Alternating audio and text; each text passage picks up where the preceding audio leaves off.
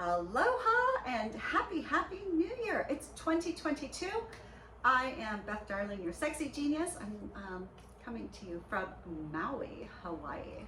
It's amazing. So I know that 2022 is going to be a year of goodness for you, for me, for all of us. I just feel it. I feel it. So welcome. So that's why though, today it's really important. I want to talk to you about the post-holiday relationship blues, why they're dangerous, and how you can chase them away. God, anything we can mention, we can fix, we can transform. So, all right, again, I'm Beth Darling, your sexy genius. I'm a former divorce lawyer who flipped. Now I fight for love instead of after it dies. I am a love, sex, and relationship coach. I work with individuals and couples. I've had a radio show on ESPN Houston. I've got a podcast currently, Come With Us podcast. I've written an Amazon best-selling book, Love and Laughter, Sexy, Meaningful Fun for Everyone. In short, I take sexy seriously. And I've helped thousands and thousands of people over the past few years increase their joy, their love, their intimate connection, and really to fill their love and their life with passionate, intimate love and sexy fun. So that's what I want to help you with today. So, all right, let's think about why. What are the post-holiday relationship blues? Well, they come about because during the holidays, almost inevitably, when we are partnered, the holidays, we will find our attention focused on other people, family, friends, end of year projects at work, traveling, on and on and on. And our partner, who we used to like date and put them first, their partner now, we're like, oh, you're on my team, i.e. you're part of the work team, not the people that we're working for team. And this can be a little disheartening. Not because we're bad or selfish or silly. Well, okay, maybe, I don't know. But hell, it's because all of us, inside my 56-year-old mature woman's body, there's still a human, a girl, a young person who wants to be somebody's center of attention. I don't want to just be on the work team all the time. I want somebody to work for me. And of course that means I need to be able to work for them also to do things. But the holidays, oftentimes we just get into this, we're the team and not you are my special person. You are the reason that makes everything else worthwhile. You are the person who makes me, who gives me this energy that I can share with others. And I need to thank you first, right? So we can tend to get sort of lost in the shuffle because everything can look like all of our attention is directed elsewhere. Now, maybe you joined my 12 Days of Christmas Quickies. If so, I hope that you found that little, up to 30 minutes a day of connection and intimacy leading up to Christmas, that should have given you a strong base so that both of you felt important and prioritized from each other. But if not, then we're here, right? And here, you could do everything right. Your partner can do everything right, and we can still kind of be a little bit butthurt, you know? And that's okay. We don't always have to be the mature adults that don't feel things. We're allowed to feel things. And hell, if your partner really wants to be your number one priority, your partner feels so strongly, it desires to be your number one. I mean, hell, gold star for you, right? That's a relationship I want you to focus on and work on because that matters. It's when your spouse doesn't really care about being important to you. That's where it's hard to come back from, right? So once we understand, let's see, so how might this post-holiday relationship blues show up? Because most of us don't just acknowledge this, like, oh, my feelings are hurt. I wanted to be your priority and I didn't feel like I was your priority. Even if they were, okay, we can still have feelings that don't match what somebody else thinks happened, and they can both be right. Well, how does it show up? So one, we can start being passive aggressive.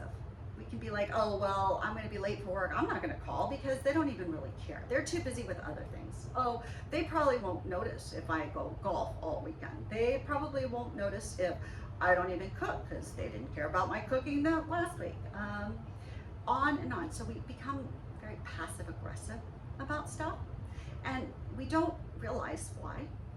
We're just irritated, and we'll find other excuses why. We'll be like, oh, whatever, you went to sleep early last night, or this or that, or it's just a stressful time at work, or oh, my parents pissed me off, or my siblings pissed me off. You know, we can find a zillion different reasons, but underlying, I'm pretty sure 90% of couples are going through some sort of post-holiday relationship blues. It just happens. Too often to just be a coincidence, too often for it to just be a few people that I know, and everybody else I don't know is fine. So just recognize that. So how can you try and chase it away? Take the bull by the horns, okay?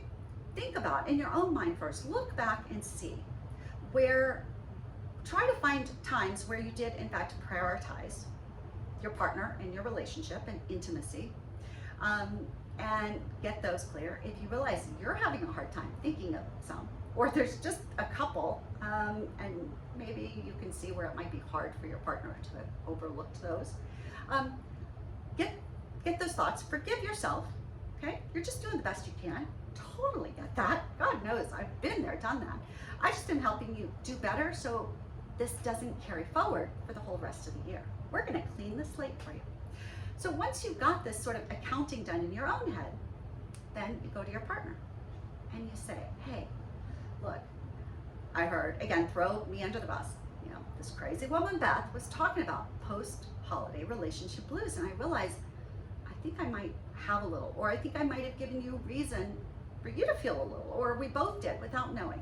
So I want to talk about, because here are some ideas that I realized, like, I didn't pay as much attention to you in this way as I wish I had.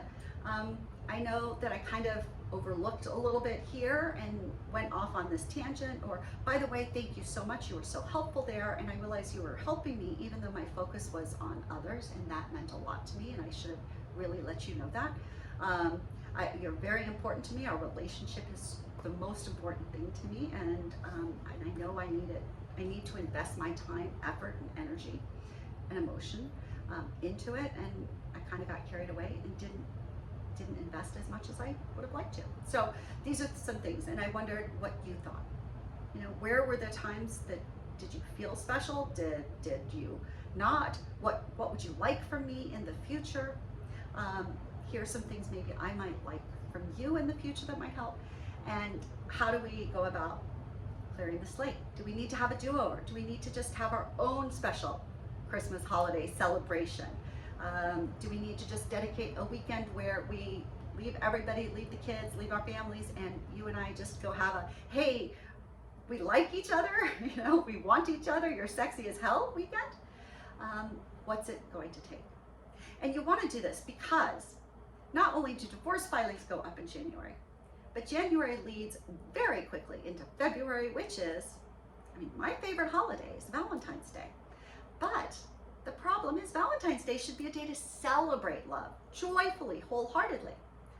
Too often what happens, this post-holiday blues come into January. We never address them. They just kind of live within. And then by the time people get to Valentine's Day, they're like, I don't want to celebrate this. It's just a Hallmark holiday. We don't need this. Oh, I love them. They know that, blah, blah, blah. Like, oh, why should I do this? On and on. Excuses after excuses after excuses.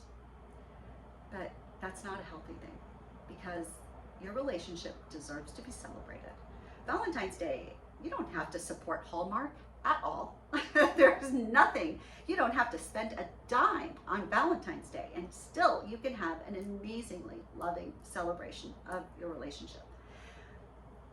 The fact is, when the world is celebrating things, it's hard to not be part of it. There's part of all of us, we want to be part, and your relationship deserves it.